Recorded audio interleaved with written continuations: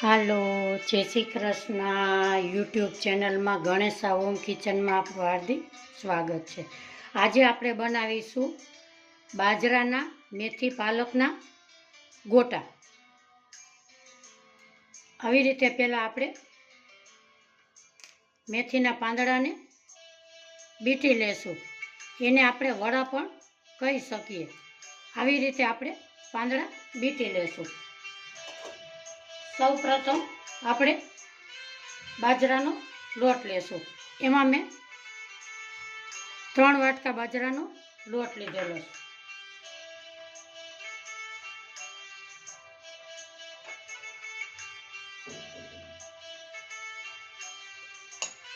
થોડો રવો લીધો છે, અડધી વાટકી જેટલો. એમાં આપણે હવે મસાલો કરીશું.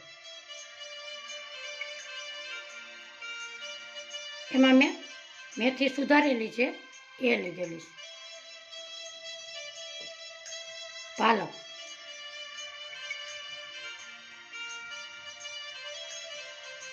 ફ્રેશ ધાણા ભાજી, આદુ મરચાંની પેસ્ટ, તલ,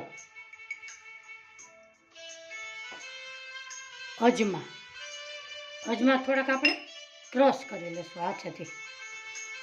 એની ફ્લેવર સારી આવે. 3 પાવરા મોણ લેશું.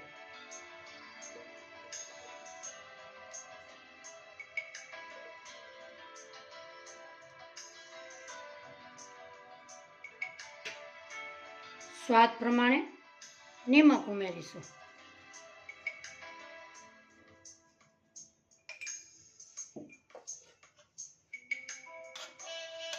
ધાણા જીરું પાવડર,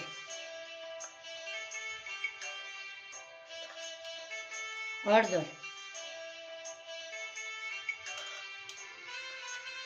લાલ મરચું પાવડર, થોડીક હિંગ. હિંગથી ફ્લેવર સારી આવે. હવે એમાં 3 ચમચી દહીં ઉમેરીશું.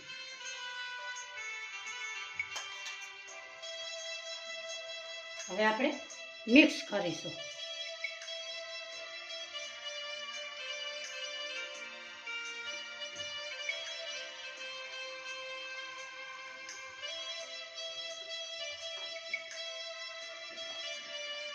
આ વડા સવારે ચા સાથે અને સાંજે દહીં સાથે ખાવાના બહુ ટેસ્ટ લાગે છે.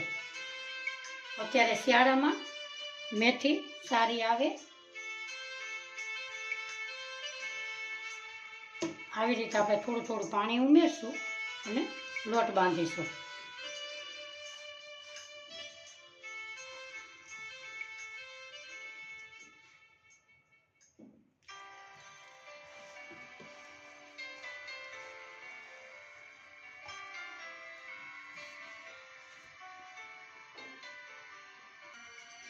આપણો લોટ સરસ બંધાઈ ગયેલો છે. હવે આપણે વડાનો શેપ આપીશું.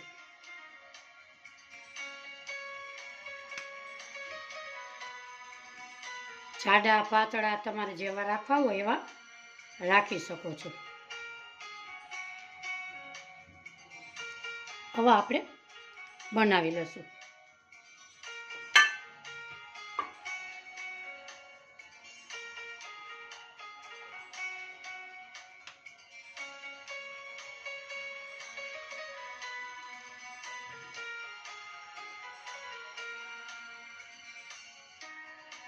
આવા વડા આપણે બધાય બનાવી લઈશું.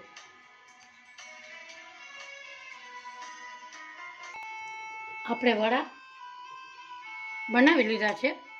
હવે આપણે આગળ તેલની પ્રોસેસ કરીશું. અહીંયા મેં એક પેનમાં તેલ મૂકેલું છે. એને આપણે તેલ આવ્યું કે નહીં ટ્રાય કરશું. આપણું તેલ આવી ગયું છે. હવે આપણે એમાં વડા ઉમેરીશું.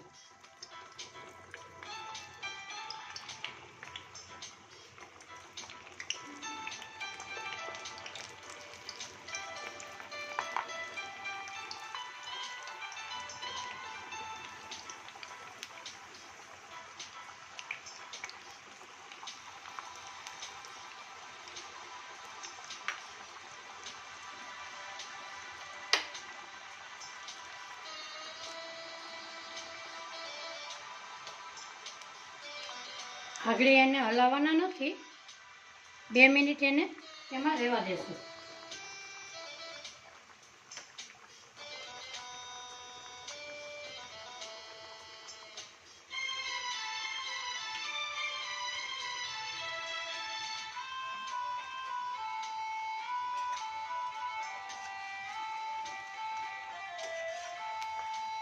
હવે આપણે ધીમી રીતે આવી રીતે ફેરવશું.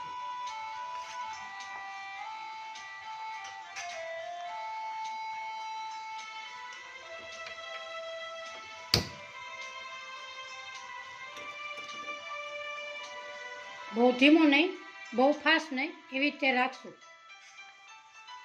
ગેસ. નહીંતર ફાસ્ટ રાખશું તો આપણા વડા કાચા રહેશે.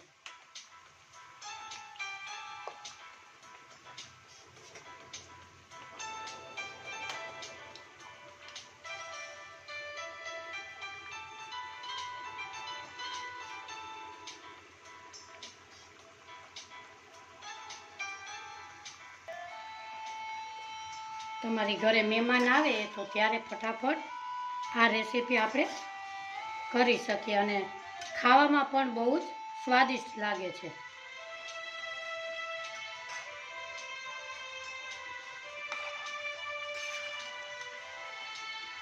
આપણે બ્રાઉન કરવાના છે, એકદમ બ્લેક નથી કરવાના.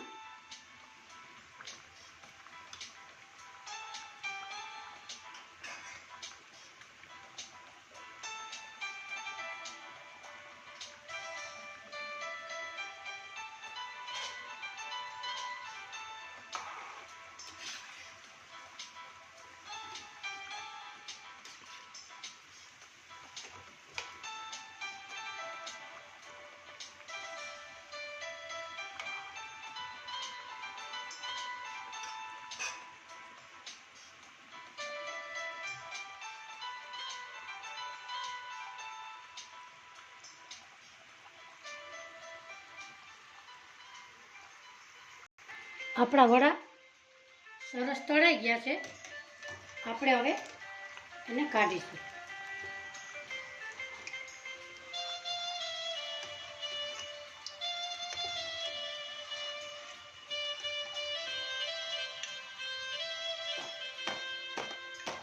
કેટલા સરસ ક્રિસ્પી થયા છે. આપણે બાઉલ થાળીમાં કાઢીશું. હવે આપણે આવી રીતે બીજા ઉમેરીશું.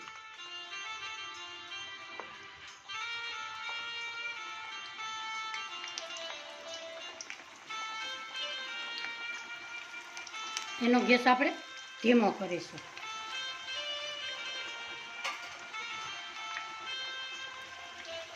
આપણે હવે સર્વ કરીશું.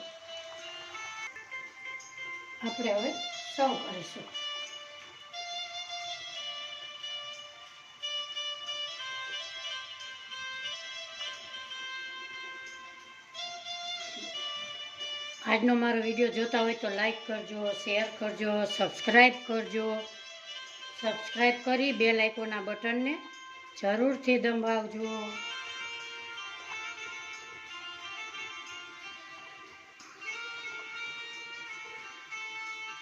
આજની મારી રેસીપી કેવી લાગી એ કોમેન્ટ બોક્સમાં જરૂરથી જણાવજો. ફરી મળીશું નવા વિડીયોમાં. આવજો, બાય, જય શ્રી કૃષ્ણ.